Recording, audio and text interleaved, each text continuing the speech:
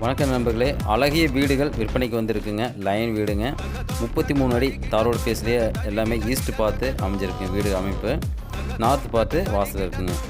இந்த வீடு பார்த்தீங்கன்னா 2 BHKங்க. இதில் பார்த்தீங்கன்னா கிச்சன் 10க்கு 8 சைஸில் கிச்சனுங்க. பார்த்தீங்கன்னா ஃபுல்லாகவே ஃபர்னிஷ் பண்ணியிருப்பாங்க. கிச்சன் ஃபுல்லாக மாடல் கிச்சனுங்க. அடுத்து பார்த்தீங்கன்னா ஹாலுங்க. ஹால் பார்த்தீங்கன்னா 16க்கு 16 இதே மாதிரிலாம் ஃபர்னிச்சர் பண்ணியிருக்காங்க.